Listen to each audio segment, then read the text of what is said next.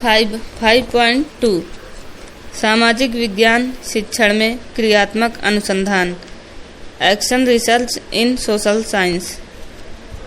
अनुसंधान का अर्थ एवं परिभाषा। शिक्षा एक सामाजिक एवं गतिशील प्रक्रिया है। उसमें विकास करने एवं उसे गतिशील रखने के लिए आवश्यक है कि उसके क्षेत्र में निरंतर शोध कार्य किया जाए और उसके परिणामों से शिक्षा के सिद्धांत और प्रयोग दोनों पक्षों में परिवर्तन किया जाए। शिक्षा पर समाज के स्वरूप, उसकी सभ्यता एवं संस्कृति का सीधा प्रभाव पड़ता है। दूसरी ओर समाज पर शिक्षा का प्रभाव भी पड़ता है और उसके द्वारा सामाजिक परिवर्तन किए जाते हैं। इन प्रभावों का अध्ययन भी शोध का विषय है। मनुष्य के समक्ष क्या है, क्यों और कैसे, ये तीन प्रश्न हमेशा उपस्थित रहे हैं और मनुष्य उनका उत्तर खोजने के लिए समस्या का निरीक्षण वस्तुनिष्ठ ढंग से करता है, विश्लेषण करता है, सत्य असत्य में भेद करता है और अंत में सत्य की खोज करता है, नियमों का पता लगाता है अथवा सिद्धांतों का प्रतिपादन करता है और ये उपलब्धियां प्रयोग की कसौटी पर खरी उतरती हैं। तब इस पूरी प्रक्रिया को अनुसंधान कहते हैं। रेडमैन और मोरी ने अनुसंधान की प्रक्रिया को निम्नलिखित रूप में परिभाषित किया है। हिंदी में लिखा है रेडमैन और मोरी, LV Redmayne REDMAN and AVH Mori MORY। अनुसंधान नवीन ज्ञान प्राप्त करने का एक क्रमबद्ध प्रयास है। श्री PM कुक COOK ने इसे और अधिक स्पष्ट रूप से परिभाषित किया है। अनुसंधान किसी समस्या के संदर्भ में तथ्यों और उसके अर्थों अथवा प्रभावों की सत्य सांगोपांग और समझपूर्ण खोज है।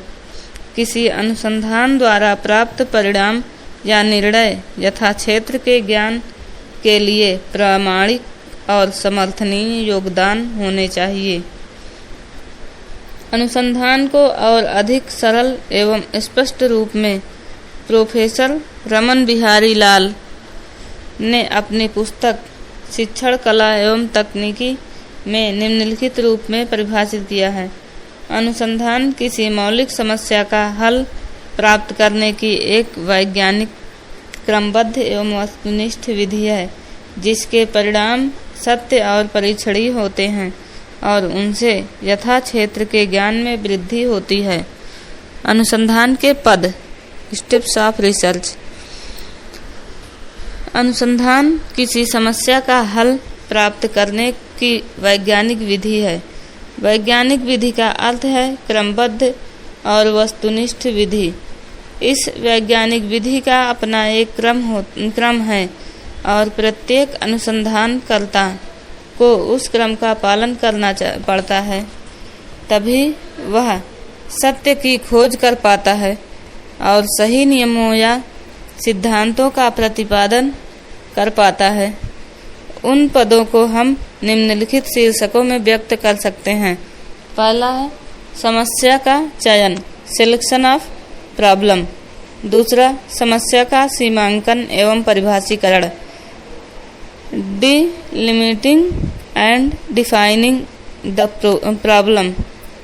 तीसरा, समस्या से संबंधित तथ्यों का संकलन एवं विश्लेषण, collection and analysis of the facts related to the problem.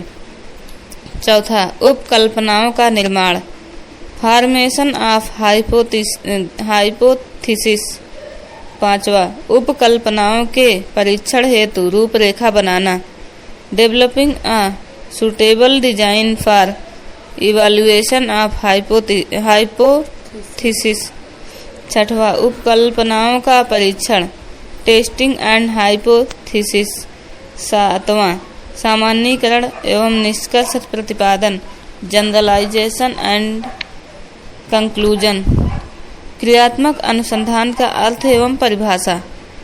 क्रियात्मक अनुसंधान का अर्थ है किसी व्यक्ति या समूह द्वारा अपनी क्रियाओं को सुधारने की विधियों की खोज।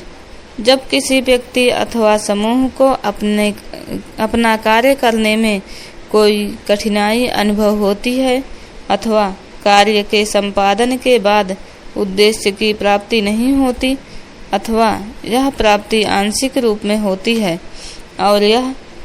और वह वस्तुनिष्ठ ढंग से समस्या का निरीक्षण करता है, इसके कारणों की खोज करता है और उनके आधार पर अपनी कार्यविधि में सुधार करता है, तो इस पूरी प्रक्रिया को क्रियात्मक अनुसंधान कहते हैं। क्रियात्मक अनुसंधान के अधिकारी विद्वान कोरे के शब्दों में स्टीफन एम कोरे STEPHENMCOREY।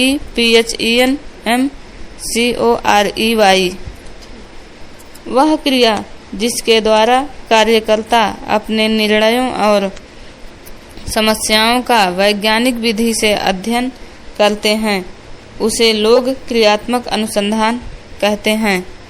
अमेरिका के ही एक दूसरे व्यक्ति जेन फ्रांसिस ने क्रियात्मक अनुसंधान के विषय में इस प्रकार लिखा है। जेन फ्रांसिस FRANRETH।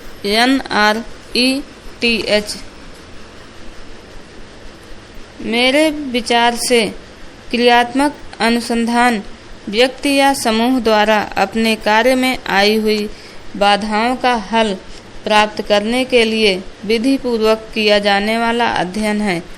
इसका लक्ष्य अपने अपने कार्य क्षेत्र में अपने अपने कार्यों में सुधार लाना है।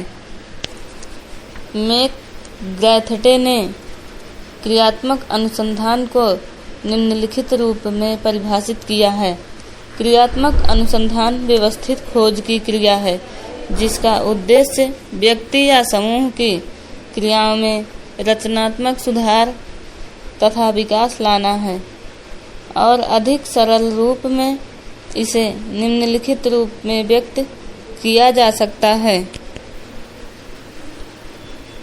क्रियात्मक अनुसंधान व्यक्ति अथवा समूह की क्रियाओं में सुधार लाने की एक वैज्ञानिक क्रमबद्ध एवं वस्तुनिष्ठ विधि है जिसके द्वारा कार्यकर्ता अपनी समस्या के कारणों और उनमें सुधार की विधियों की खोज करता है। क्रियात्मक अनुसंधान का इतिहास पुराना नहीं है। इसका प्रारंभ तो 20वीं शताब्दी के तीसरे दशक में माना जा सकता है, क्योंकि इस समय कई जर्मन विद्वानों कोहलर, वुंट, वर्दाइमर, काफ्का आदि मनोवैज्ञानिकों ने क्रियात्मक अनुसंधान के विकास में महत्वपूर्ण अग्रणी भूमिका निभाई। वुंट ने सर्वप्रथम मनोवैज्ञानिक प्रयोगशाला स्थापित की। इसमें अमेरिकी वैज्ञानिकों ने भी प्रशिक्षण प्राप्त किया था। वुंट ने सर्वप्रथम मनोवैज्ञानिक प्रयोगशाला स्थापित की। इसमें अमेरिकी वैज्ञानिकों ने भी प्रशिक्षण प्राप्त किया था।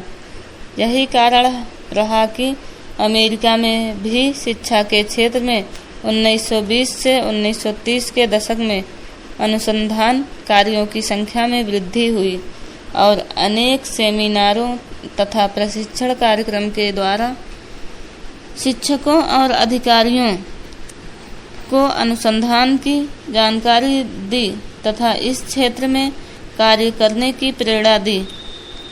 इसी कालावधि 1926 में बकिंघम नामक विद्वान की पुस्तक रिसर्च फॉर टीचर्स प्रकाशित हुई।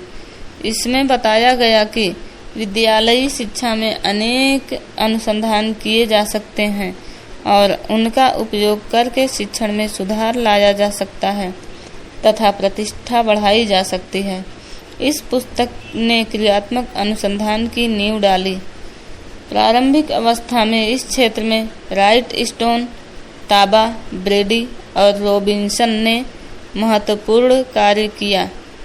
राइट स्टोन ने पाठ्यक्रम ब्यूरो के कार्यों का वर्णन किया इसके लिए उन्होंने रिसर्च एक्शन शब्द का प्रयोग किया भाई अच्छा हो गया। और इसी समय ताबा, ब्रेडी तथा रॉबिन्सन ने समस्या समाधान पद्धति का प्रणयन किया जो क्रियात्मक अनुसंधान के अत्यधिक निकट है। द्वितीय विश्व युद्ध के समय इस शब्द एक्शन रिसर्च का प्रयोग किया जाने लगा था, किंतु इस शब्द को औपचारिक रूप से प्रयोग करने का श्रेय कोलियर को जाता है। कोलियर 1933 से 1945 तक भारतीय मामलों के प्रभारी अधिकारी थे। इनका मत है कि किसी भी क्षेत्र में किसी प्रकार के सुधार की आशा करना तब तक व्यर्थ है जब तक कि संबंधित व्यक्ति और प्रशासनिक अधिकारी स्वयं अनुसंधान कार्य में सक्रिय रूप से भागीदार न हो जाए। इस कार्य और शब्द को वांछित गति प्रदान करने वाले विद्वान स्टीफन एम कोरी हैं। कोरी महोदय ने 1953 में action research to improve school practices नामक पुस्तक लिखी। इसके फलस्वरूप इस कार्य को वांछित गति और दिशा मिली। कोरी महोदय ने लंबे समय तक इसके नेतृत्व की बागडोर संभाली। कोरी महोदय एक शिक्षा शास्त्री थे जो टीचर्स कॉलेज कोलंबिया विश्वविद्यालय के Horace Mann Lincoln institute of school experimentation में कार्यरत थे। अतः क्रियात्मक अनुसंधान के क्षेत्र में स्टीफन एम कोरी का नाम अत्यंत आदर और श्रद्धा के साथ चिरस्मरणीय रहेगा। क्रियात्मक अनुसंधान